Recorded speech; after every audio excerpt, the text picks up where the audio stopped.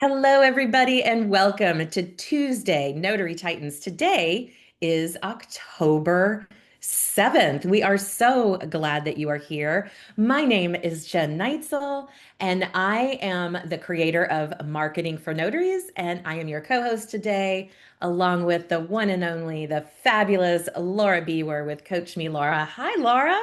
Hey, good afternoon, everyone. So glad to be here with you. Thanks for You having a joining good us. you having a good day today? Super fine. Super fun. Well, you guys know we are also supported by two of the best in the business, Jen Cooper and Matt Miller.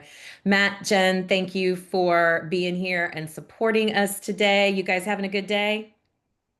Absolutely. No? Absolutely. Nice, nice, nice. Well, I want to give a very special welcome to anybody who is joining us for the first time. We are thrilled that you are here. This is TNT, the nation's longest running free coaching program for notaries. So imagine a mastermind room full of experienced professionals and curious learners all here to help each other succeed. That's what you're stepping into. TNT is like the play-by-play of the notary business. We're here live each and every week on Tuesday to break down the plays, celebrate the wins, and coach you on the strategies that keep you moving forward. Now, to do this, we ask that you, like Gloria and Mary have already done, if you have a question for us, please get in line by raising your digital hand found at the bottom of your Zoom screen, or you can find it in the More section at the bottom of your Zoom screen. So while you guys are getting in line to have your questions answered, like Mary and Gloria, we're going to go over a few announcements. I wrote a book. Woo! The link's in the chat. Get it, review it, please. I beg you, please. um, I am building up those reviews so that I can be an Amazon best-selling author. But the book is all about the 5-point marketing system. Jen's going to put the links in the chat. I would love for you to check it out. The Kindle version is only $7.99. Now, we always love to talk to you guys about notary events because we over and over will tell you it's important to attend a notary event at least once or twice a year. And the biggest one every year is always the National Notary Association Conference.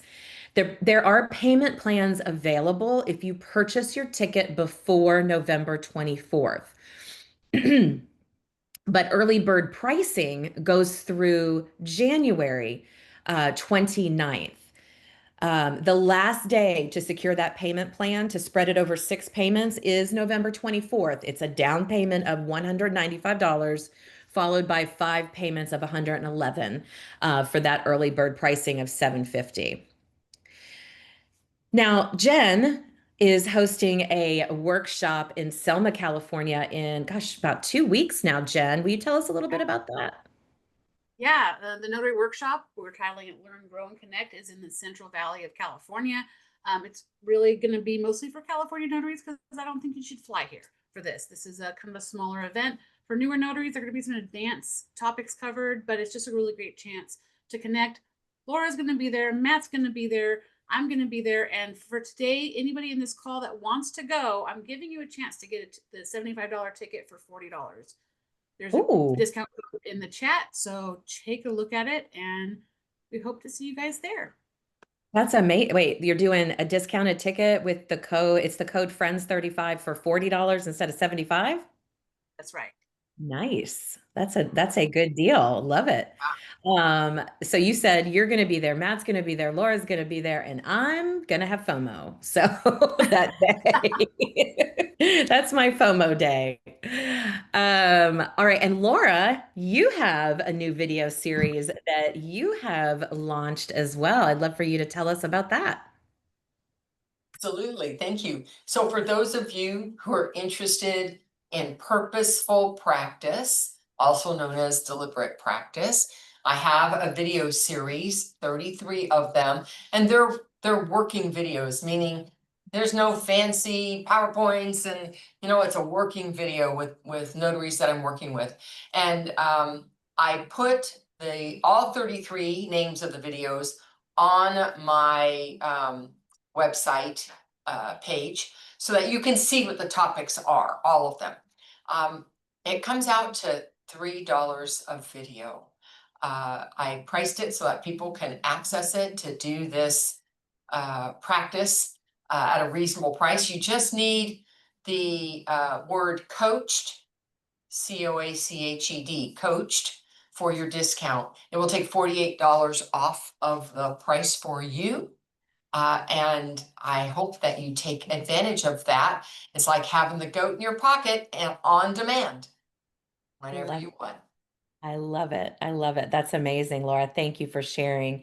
And I also want to let everybody know, too, this is just our last announcement. I want to let everybody know that next week we are going to have a very special guest. Susie Sivkov with the National Notary Association is going to be joining us. And she and I are going to talk about fear and how fear can get in the way of those dreams that we have about our businesses. So we are going to have a very pointed discussion about how to manage fear and some tips and tricks that you can use to help you navigate through what I consider to be the biggest obstacle we all face as entrepreneurs, which is sometimes ourselves and our fear, right? Okay, guys.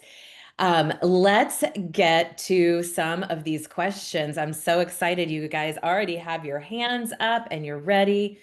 Let's start with Mary. Mary, tell us what state you're in because I'm having trouble remembering now. And what your question Illinois. Illinois. Illinois. Yes. I have a signing today, and in order to be paid, they have the signed certificate of completion, which I don't have any issue for. They're asking for the signer's full name, their signature, and their address. However, at the bottom, they're saying, please place a valid form of signer's identification here. And I'm like, I sent them a note saying, please, verify this, clear this up, because I don't understand it. I mean, I can't take a picture of their photo ID to attach to this. I'm not sure what they would be asking for. Do you have any clue? Laura? I'm not sure I'm getting that end part. After the signature, they're asking you to repeat their name and address. No, I don't know if you can see this. I can't see it, Mary. Oh, We're not okay. gonna be able to see It just says, please place a valid form of signer's identification here, and it's got a box. it. Okay, and you called them and did they tell you what they wanted? I'm waiting for them to call me back. I just thought because I was on the call with you, I'd ask, because it's at 4:30 today, so I'm gonna have to scoot after this call Sure. to get there. And I was just trying to see if I could clear up my own muddy water. My first go-to would be to ask them what they were expecting. Are they expecting for the signer to provide a photocopy of their ID and attach it to the document? What was their expectation by putting that there? Because I don't know what their expectation is. Yeah, I sent them an email, and on their confirmation form, I asked for clarification. So I'm just waiting to hear from them. I just thought I would ask my experts. Well, I think Matt has some advice he would like to share. Matt? Hey, Mary, how are you today? I actually have seen this similar type of confirmation completion report.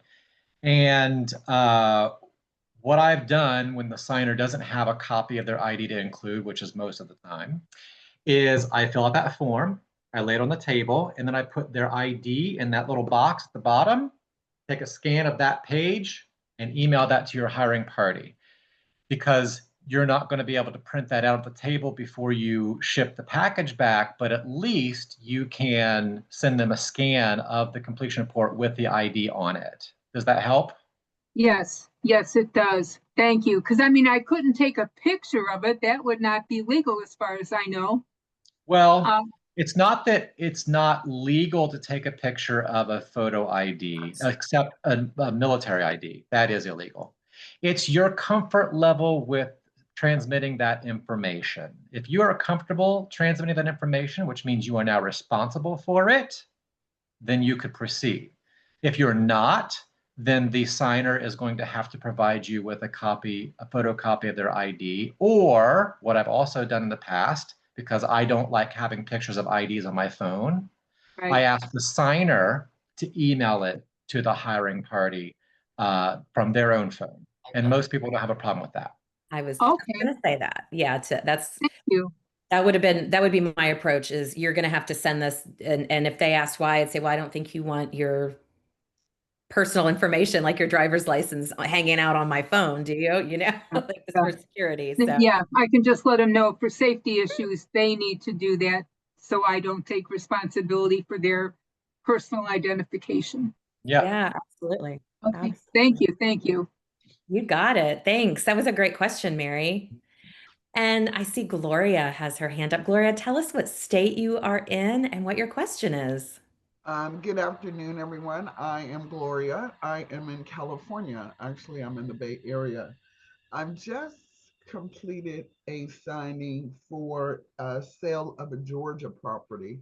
And in the set of documents for the request to wire funds, that page, of course, lists, the bank account number, routing number, all of that information.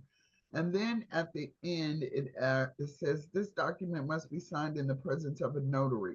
So the seller signed it, I signed it, and then there was a date. Should I notarize this? So I'm going to tell you, Georgia is one of those witnessing states, first of all. Second of all, typically it's signature witnessing is the notarial act they're asking for Right. recording. And in California, we don't have that act. Right. So I've had to contact title or whoever was the hiring party to let them know I don't have that act here. If they want it notarized, not just witnessed, that they would have to add the word acknowledged somewhere in that wording so that I could treat it as an out-of-state acknowledgement. Yeah, this That's is how I've been able to do it. Yeah, I actually had a witness with me because there was definitely a witness needed on some of these documents, but this just on this one request to wire the funds. So I signed it, he signed it, but it did say this document must be signed in the presence of a notary. So just a signature is probably fine. I saw Matt. Matt. Yes. So you can't just sign and stamp in California. You got to have associated notarial language. Now, Correct. this is a little known caveat about Georgia. They have a special certificate for California notaries. It's called the John Hancock Acknowledgement. That's what you need to ask for. And you would attach that to the document. Okay. And all they did is they made it so it has the word acknowledgement in it, so that they can allow us and our state rules to meet our state rules. So if it's got the word acknowledgement, I can fill it out and send it over to Georgia. And in it, it says it was signed and acknowledged before me, because they need to know that it was signed in front of a notary, not just that we took their acknowledgement. But California needs the word acknowledged because we don't have that other act. What's the name of that form again, Matt? Called the Hancock Acknowledgement. It's specific to the state of Georgia. Thank you. And California notaries. Thank you. Great question, Gloria. I learned something new. I didn't know they had that, Matt, in Georgia. That's awesome. Thank you for sharing. Patrick in Hello. What's going on? Kansas. Kansas. Got it Kansas right. City. Yeah, north of Kansas City.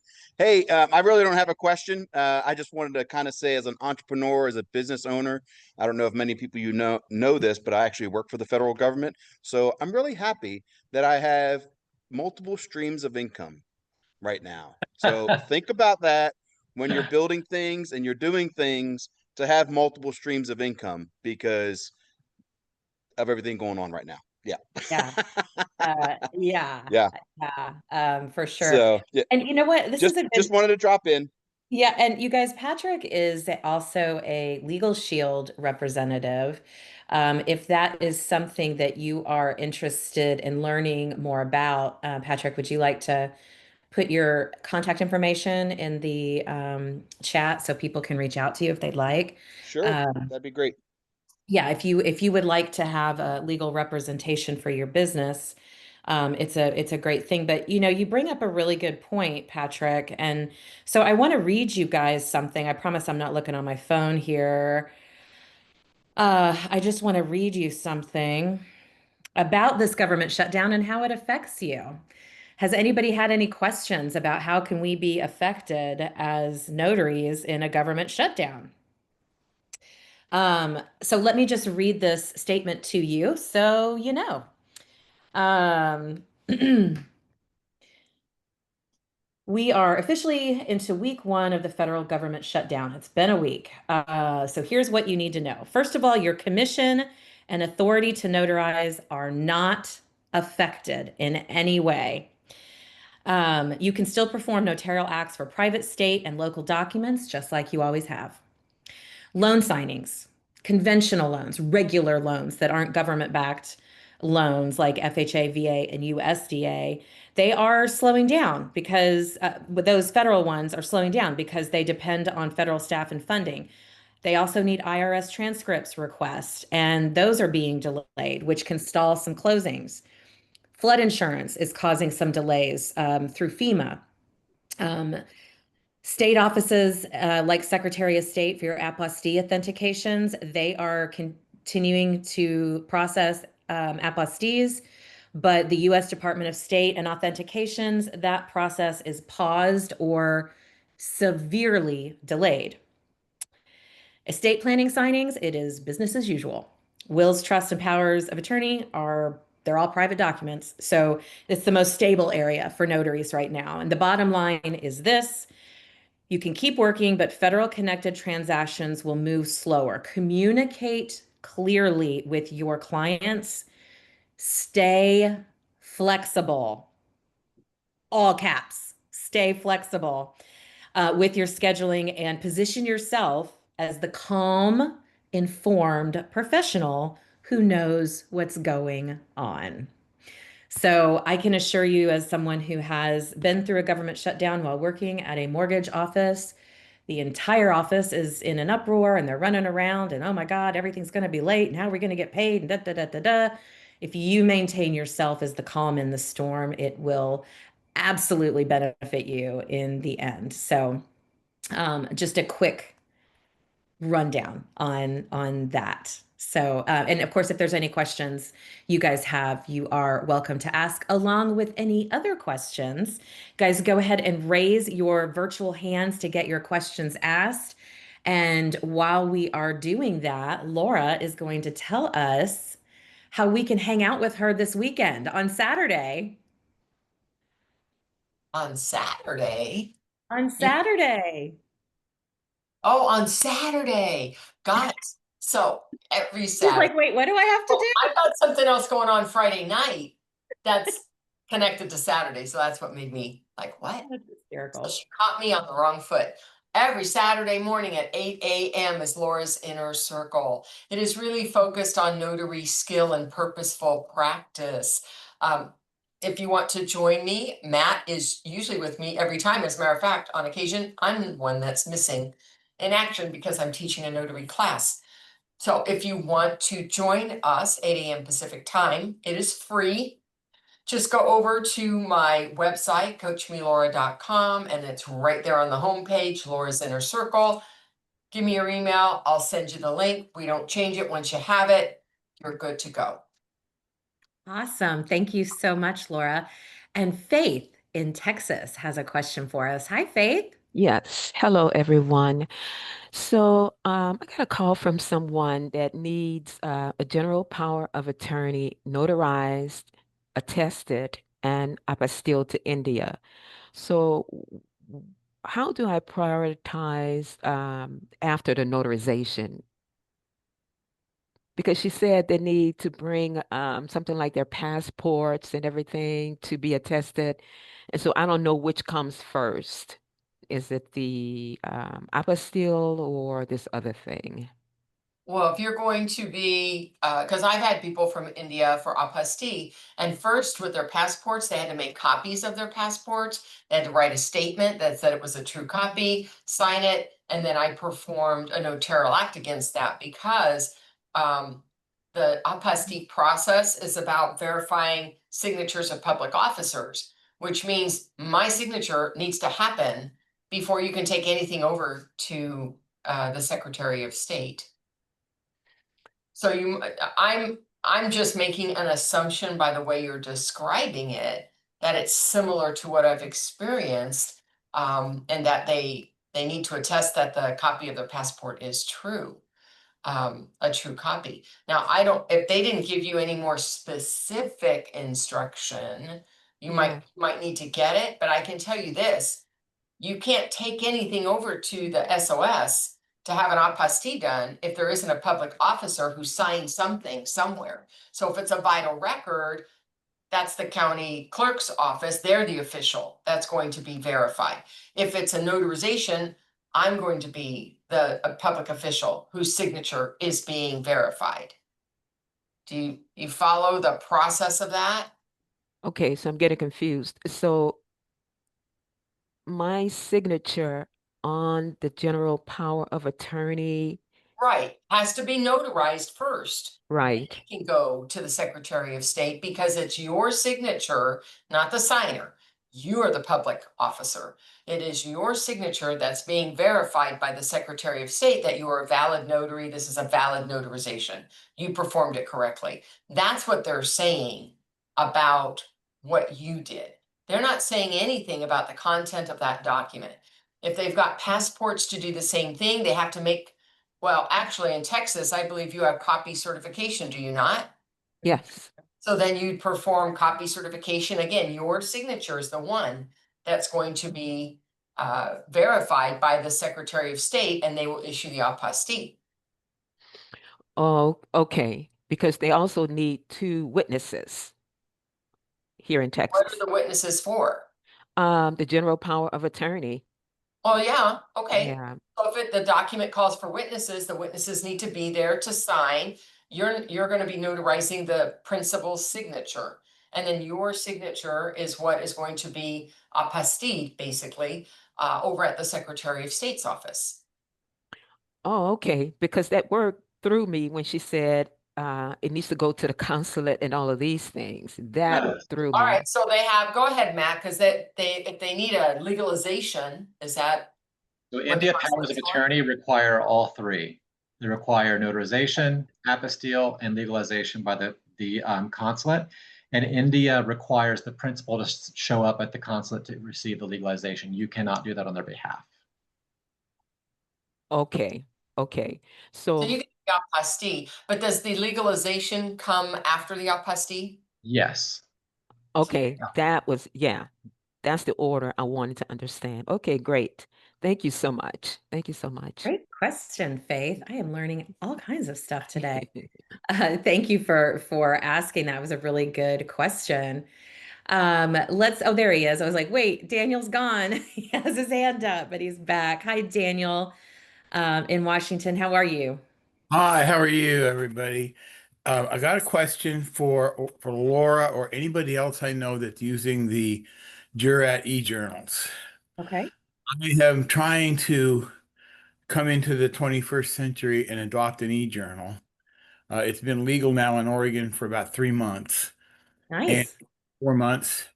And so I want to know, I mean, I'm struggling with hospital signings with these. We got people that can sometimes barely write their name. I went and purchased a nice extra tablet just for this purpose, and the styluses sometimes don't work the right way, and just getting them to handle the unwieldiness of having a tablet and trying to sign versus a regular paper journal. I want to know how. I really want this to work, but I find myself more than not taking out the paper journal and just saying, okay, screw it, I'll start next time. What's the, I mean, I'd like this to be my journaling system for everything. And so I'm just curious as to what tricks do I need to know to make this thing work? Because it's really taken a while to get used to. So I know Matt also uses it, but I'll share that one. I don't use a tablet. I use my phone because it isn't as big a device for them to have to handle with their hands. And it doesn't take as much space. Second of all, The stylus you choose is very important. And for me, the regular stylus that you see almost everywhere has just a little point at the end of it. And sometimes, or it's a rubber piece that is flexible and it drags, it squishes, it does not do well, not just for hospital, for anything. So I purchased a stylus that has a circular plastic disc at the bottom of it, and it flattens out. So that whole surface is now making the signature. And so I got it on Amazon. As a matter of fact, Nick is the one that recommended it to me, and I love it. If they can't deal with that, then there's probably something, more going on. Sometimes people have a hard time with their signature because they want to lift that pen 15 times in between their letters, especially if they're like printing their name instead of signing their name. Because once that pen goes down, I tell them, keep that pen going for your entire name. Don't be lifting it up to dot and do this and do that and the other thing. Just sign your name, start to finish. And I've yet to really have a problem other than somebody that would have already had a problem with even a regular pen. So that would be my recommendation, and I'm happy to share with you directly, Daniel, the pen. It was like 2 come in a box, and it's, I don't know, $12. I mean, it's very inexpensive. As a matter of fact, I just finally replaced them. Matt I put a got link in the chat. I Yeah, got Matt. I got those styluses, and the Plastic. problem is, yeah, it had the plastic disc on the end, and I will tell you that they pick up their pen because, or they will put their hand.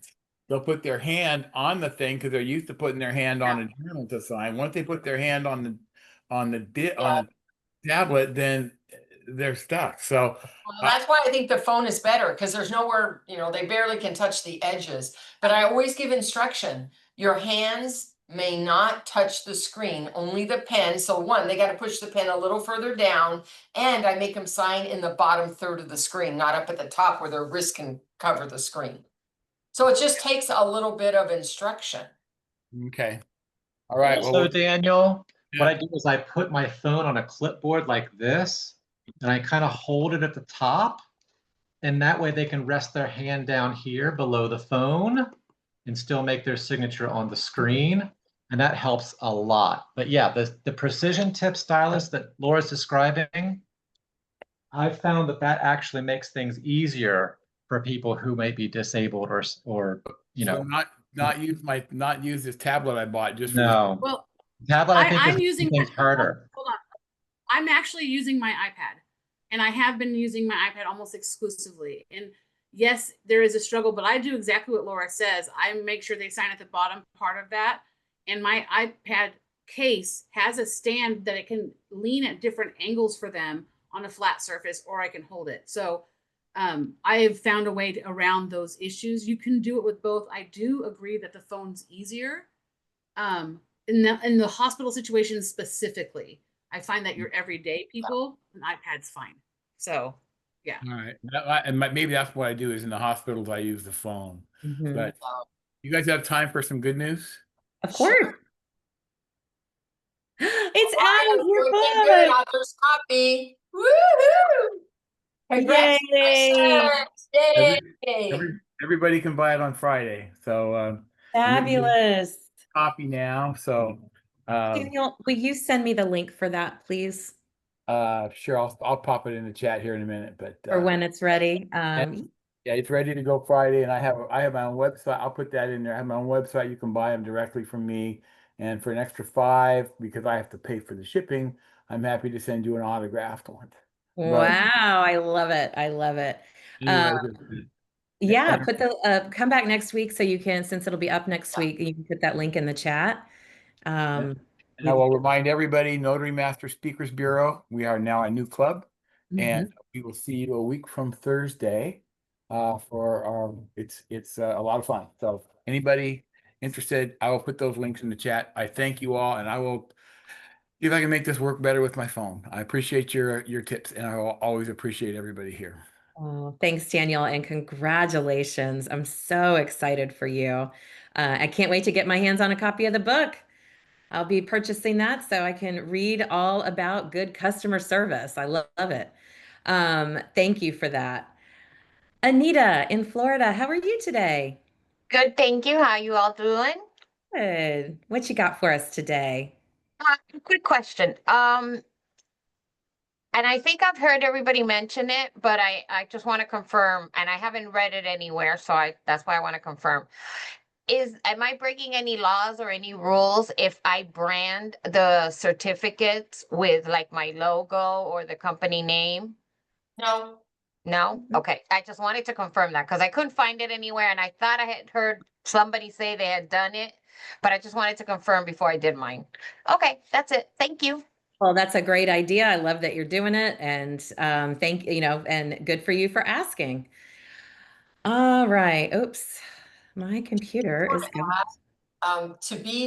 make sure somebody else reads what you put together so that your certificate doesn't have a typo in it or a word missing from it, like two. That happened to one of our good friends who, his jurat was missing like the word two. So be extra vigilant that your wording is compliant. Well, I was gonna take the exact ones from the state and just add the logo to those in Adobe. I wasn't actually gonna type the whole thing over. Okay, just for anybody listening who thought that's a great idea, a lot of people who have done that have typed them so that they're the whole thing, they can control the whole thing. So Gotcha. just want to make sure if you think it's a good idea and you're not just going to download and throw your label on it, then make sure all the words are there. Yeah, Thank you. great advice, Laura, as always.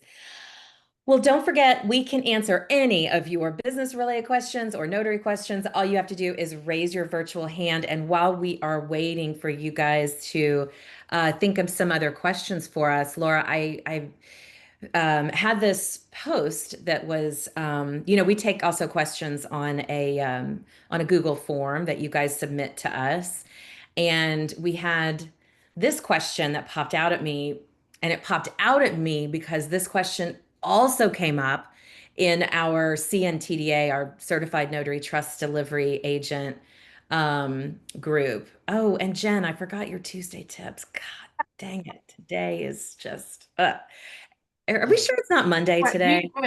your question. Are we Your sure question first. it's not Monday? Okay, It does feel like Monday. I'm gonna do the question first. Okay. My family does not support my desire to be a business owner. Who can I turn to for support and encouragement? This is such an important question to me because when you are trying to do something as difficult, and make no mistake, being an entrepreneur is hard. When you are trying to do something that difficult and you don't feel supported, I mean, it can, it can destroy dreams. It can ruin the business. So I would love to hear from our panel of experts, let's start with Matt today. Matt, what say you? If your family is not supporting you, what do you do?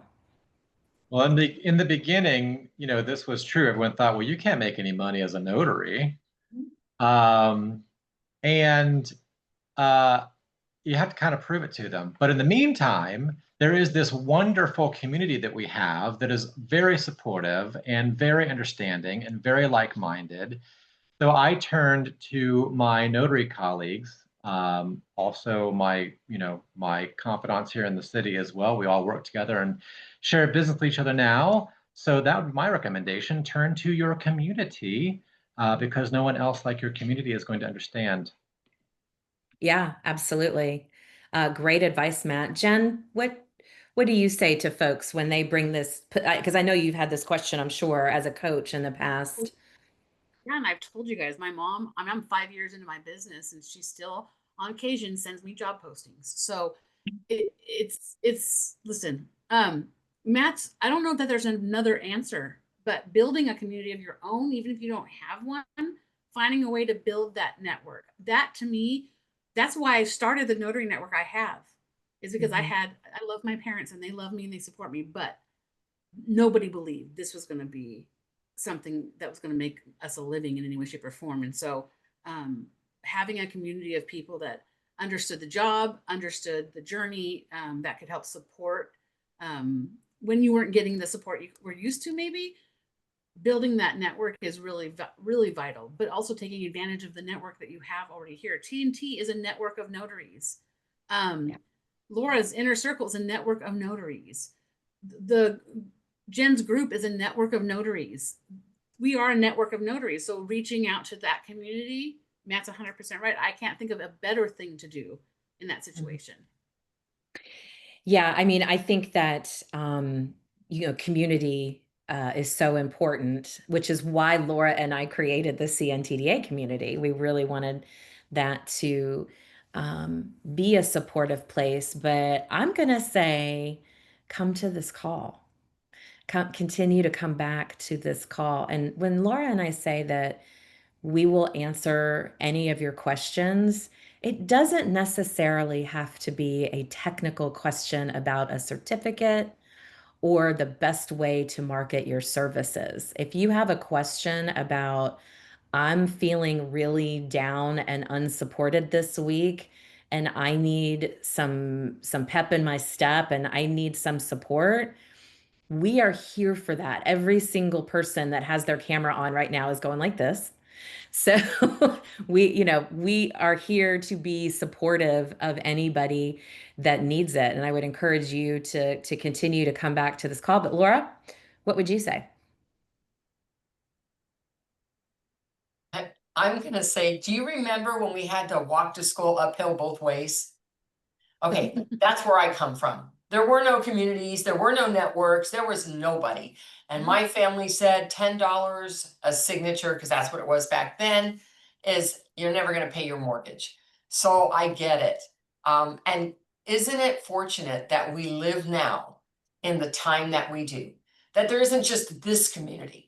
There's a half a dozen different communities, probably more than that, that are reliable, that you can get good information, that you can be supported in what your vision is. And that was the problem. They didn't see the vision that I had. And that's okay. I was kind of ahead of my time back then. But You still are, Laura. I am just, I am so glad that what I didn't have then exists today, so that those who are trying, whether it's a notary or something else you want to be, then find other people that want that same thing and be a part of that orbit, because they will carry you. Yeah. Right? And Well, we have blood family and we have chosen family. And sometimes our family can't be all for us. Yeah. And that's okay. We get it somewhere else. Well, and you make such a good point. There are so many very supportive notary communities out there. And I hope all of you consider this as being one of your supportive communities. And like I said, completely serious, if you are experiencing that in any way and need a pep talk, need someone to reach out to, that is my phone number right there. If you hover over my name, that doesn't go to a service or anything. That's me. You're always welcome to reach out. I'm pretty good at giving pep talks. So I'm happy to help with that. So I love the question though, because I mean, I heard from the three of you, and I know I certainly in the beginning, my family too was like, how in the hell are you going to support yourself? This is a crazy idea. What are you thinking? Just get a job. And what I love about the younger generations, I'm a Gen Xer, but one of the things I love about the younger generations is that they see that the way of doing things that I was told was the right way, and you were told, Laura, was the right way growing up, get a job, stay there forever, retire, that's not necessarily the way to do things anymore. The world has changed significantly through the generations. So, I see Vanessa has posted something that she'd love to connect with other Texas notaries. If you want to connect with people, please use this chat for good. Reach out and say, here's my number, or my email. I live in Texas or SoCal or Jacksonville, Florida, And here's my number. Please reach out. I'm open to meeting new people. It is perfectly fine to use the chat. We just don't want you guys advertising products we haven't vetted yet. That's the only, otherwise feel free to reach out to each other and get that support that you need. We all have to have that. Jen, did you have something? Nope, I was clearing my throat and my mic was off. Well, would you like to give us your Tuesday tip for notaries now? New Tuesday tips. We're gonna do it. We're going to do it. All right, yeah. Today's Tuesday tip is about marketing your jail signing services.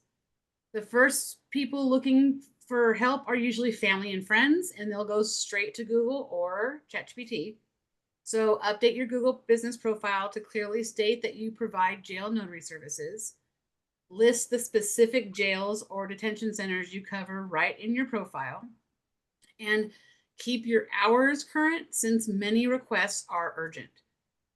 Feed your ChatGPT account regularly with your business name, the areas you serve, the services you provide, and your business hours.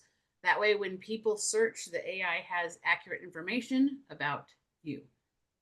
Beyond families, you can market directly to professionals. You can reach out to attorneys, criminal, family law, and estate planning.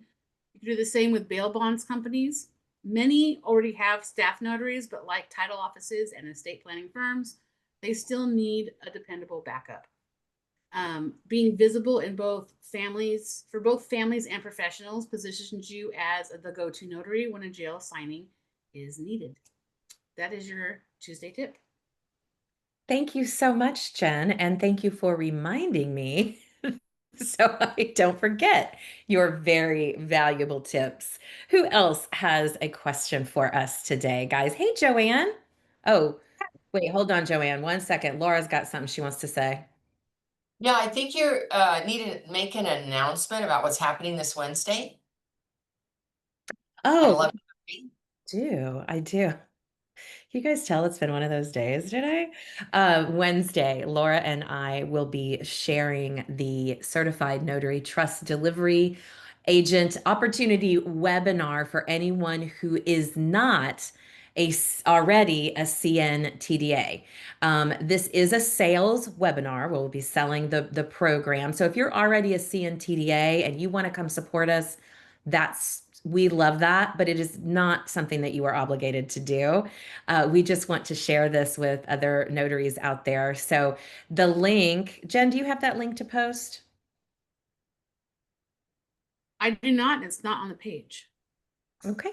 I will pull that link right now and stick it in the chat for you so that you guys who are not a certified notary trust delivery agent yet can learn about this business that you heard when I gave the government update is really the only thing that's not being affected right now with all this crazy government shutdown stuff. Let me pull this. And while she's pulling that, during that webinar, I will be providing and Jen will be providing very valuable information on what it's about because you may have already gotten a trust assignment. You may get a trust assignment and you may want to know some of this information, whether or not in the end you decide you want to certify. The information that we present first is very, very valuable to those who want to be in that field. Yeah, absolutely. And here is the Eventbrite link if you would like to get registered it's free. It's totally free.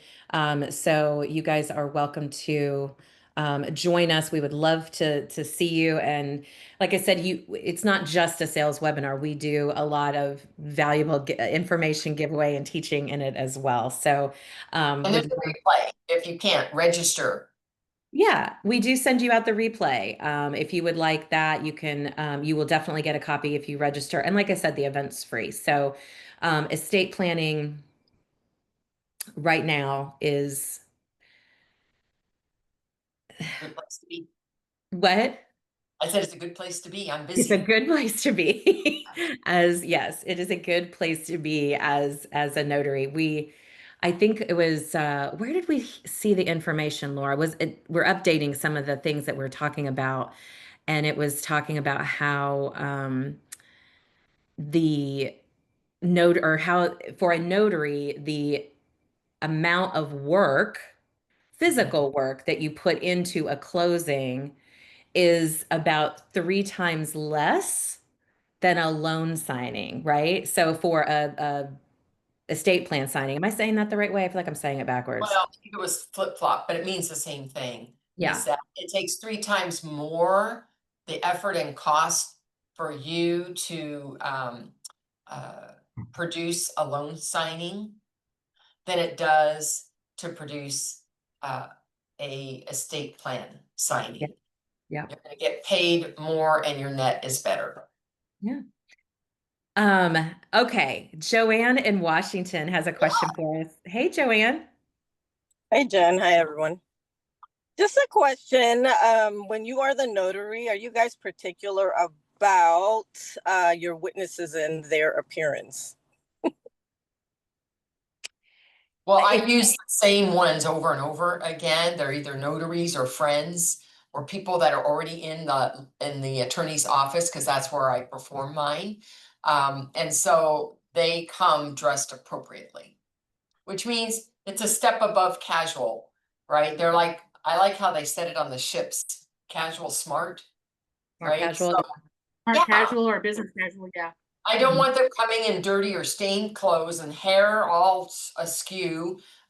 They need to look reasonable. Now, they don't have to come in a suit, I'm not asking that, or a dress, but they do need to come appropriate to what kind of appointment this is. And they're, for me, they're walking into an attorney's office. So yes, the expectation is there. And Sounds it, like you They're have a also, story, Joanne. they're also a representation of you. If you're bringing witnesses, they're a representation of you. So the attorney sees them.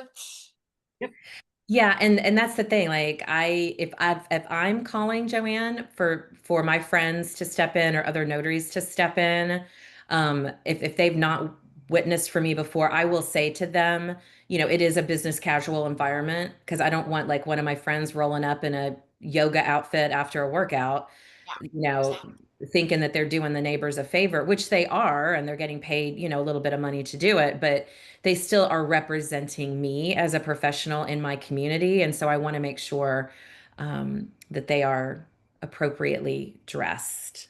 Sounds like you have a had my story, son. Joanne. I want to hear what happened. Oh, I have to put myself on mute because I'm just cracking up. Well, because I don't always have available notaries, especially during the day.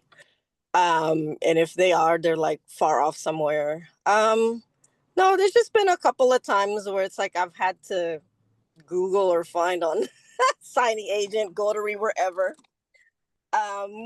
Just never worked with a notary. And so, of course, my first time meeting, it's like, oh my gosh, where you? I don't know. Maybe they were being trendy with the styly, rip-looking jeans. Yeah, I mean, it wasn't generous. Yeah, I mean, it wasn't. I have a notary in my. Mhm. Go ahead, Joanne. Oh, I was gonna say. I mean, yeah, it wasn't. Yeah, thankfully, it wasn't a law firm, but it was still a client's care facility place. Yeah. So, I mean, me personally, yes, I am particular, and that's a great idea, Jen. Because I do send invites, so they have the info or the address. So, yeah, I think I'll start putting that in there, in the invite. Business casual or smart casual or smart. I like that. Something that and I mean, if there's a particular trend that's happening, like ripped jeans, I know, and like they're like ripped acid wash looking jeans. Yeah, I would specifically call that out and say, Yeah. wear that again. Like it's okay as a professional who you are hiring somebody to represent you and that law office, really. I mean, the signers are going to tie it back to the attorney too. It's perfectly fine to say to that person, hey, listen, I really appreciate you coming out and being a witness. You want to do this in private, of course, but you want to say next time I need you to, we can't do the trendy stuff. I need you to wear, and if they have a problem with it, don't call them again. Well, right. I mean, first off, already, I'm like, ooh, I don't know if I will call you. again. But yeah, you're right. I mean, I could bring it up. So Yeah, thank you. yeah. That's, um, we have this assumption that being a business owner is, oh, I get to make my own hours and it's easy. And no, you have to have these hard conversations sometimes, and it's not that much fun. But sounds like you had a doozy of a witness show up, Joanne. Thanks for sharing that. Yeah, it's like, well, what can you do? They're already there. Right. Yeah, at that point. But I think it's definitely a good topic to bring up to remind us all when we are hiring friends to say that. So thanks for sharing that today. Asia, how are you today? I'm doing great. Okay, I don't know if this is kind of a crazy question or a stupid question, but I believe that no question is stupid. Is not. So, yeah, no question is stupid. Does penmanship matter when you are writing dates and names of signers on loan packages? Like, does your penmanship matter? Should it be like, should I work? I really want to fine tune things.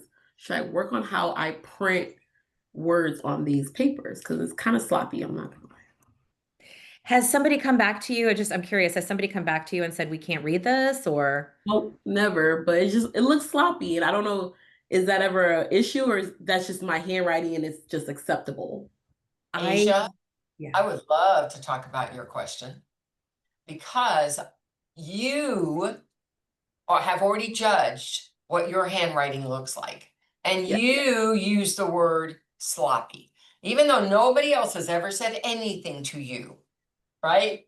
Right. So part of purposeful practice is all the different elements that go into the work that we do.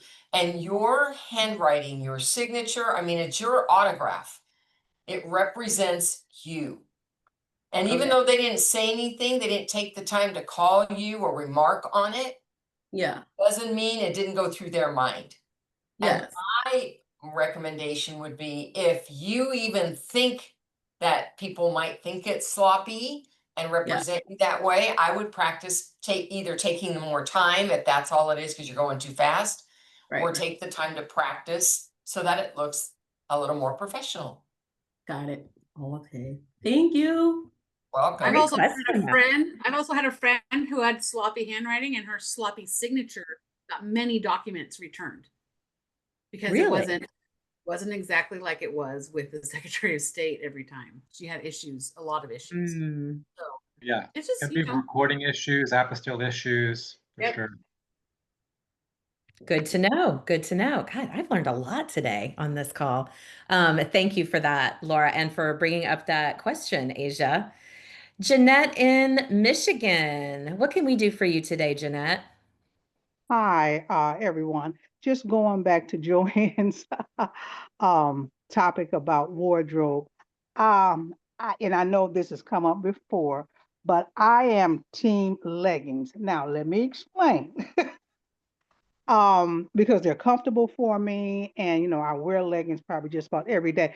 Now, a lot of times, especially if I'm going to a loan signing, I'll throw a blazer on, and then with my leggings, I tend to wear, my tops are kind of long, so I'm kind of covered up.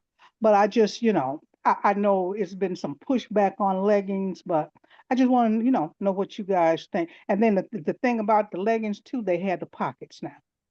Yeah.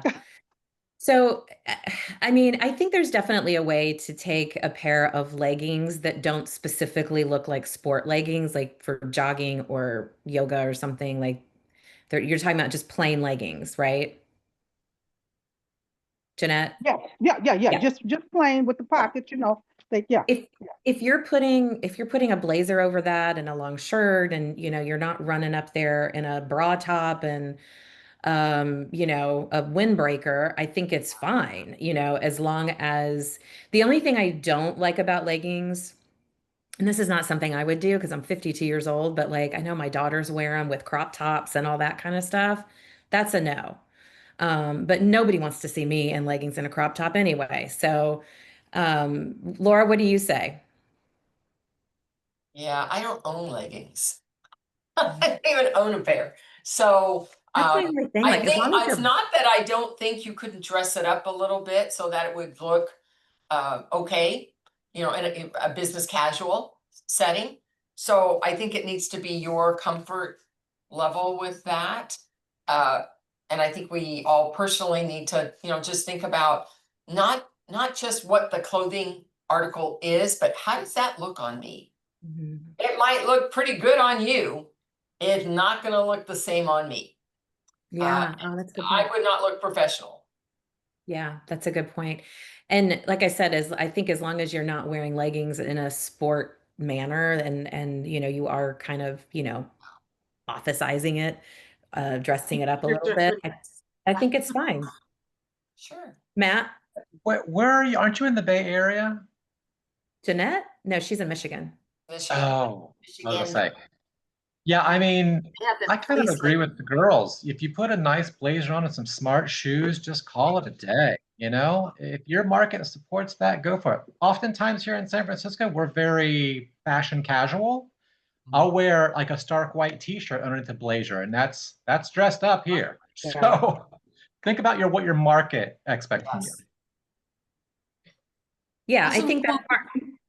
And then also, Right. like, if you're going in to meet an attorney for the first time, you probably want to dress a little more professionally. But if it's, a signing for a repeat customer and stuff, I mean, you have to consider everything about the situation, not just what you can wear. But here's the best thing I have ever done for myself, Jeanette. Exciting. I went and got a bunch of t-shirts that look like this in different colors. And I have button down short sleeve ones and the t-shirts. And if you have a uniform that's branded, then you never have to think and wonder about it. One less decision. One You less. know what? You know what, Jen? You just reminded me. I have two um polo shirts with my logo on it, and I There you just yeah, yeah. I gotta pull those out. pull them out, and I know you wear your shirts longer, but yeah, the nicer t-shirts. I throw a blazer on with this. Yeah. Even with jeans and a blazer on, like nice dark jeans, you can get away with that. So, And don't it's forget the shoes, they're pretty important. Now, and shoes. the, Flip-flops are not the style. oh my God. After the COVID notaries and the flip-flops and the shorts and all that, I'm so glad we're past that. Look at all of us. We're like, ah, I'm so glad we're past that phase. But let's get to Faith. She has another question for us. This will be our last question today. Faith. Okay, cool. So, can you use an all-purpose certificate attached to a document to be apostilled? Can Like an you all-purpose acknowledgement or jurat or something like that? Can that go to the Secretary of State to be Well, apostilled? when you need to go to the Secretary of State, you need your notary certificate. If in Texas, it's called an all-purpose acknowledgement. You're signing that as the notary. It's your signature that's being notarized. How else would it appear? It would have to be with, are you just saying because it's an attachment and not pre-printed on the document? Yeah, well, I'm thinking about the ones that comes from the NNA, or if I want to make my own. That's Yeah. what I'm. So they'll take it if it's pre-printed, as long as it's compliant, as an attachment, as long as it's compliant from the NNA, as long as it's compliant, that's really all they care about. It can come in any one of those ways, as long as what's provided is compliant. Okay, I think there's Faith good. 11 different things on a Texas certificate that need to be met to be considered. Um, Yeah, uh, so just so use make a sure that compliant make sure those 11 elements are met. Right. Okay, cool. Good Thanks. question. Thank you for that. And you guys, this has been a fun call today. I have learned so much today, Laura. That's what I love about this call. Guys, I want to let you know, I created a new survey that is attached to this call. So when we hang up, you're going to see a little pop up. It's just 5 questions, but it's how Laura and I know what to bring you, know what you need to make this or to keep this call as important as it is. So if you have the time, if you take 5 minutes to fill those questions out, we would be so appreciative. We do read them and consider them and talk about them. So we definitely want your feedback. And don't forget, next week, We are going to be joined by Susie Sivkov with the National Notary Association, and we're going to be talking about ways to tackle and manage fear. It's going to be a great conversation next week, so I can't wait to see you all. And as I always do, I'm going to put Laura on the spot to close us out today. Well, Jen, sometimes the most important thing in the whole day is the rest we take between two deep breaths. And that's from Eddie Hillesum. Wow, I love that. I need that and a nap. Okay, guys, have a great day. We'll see you next week with Susie. Bye, guys.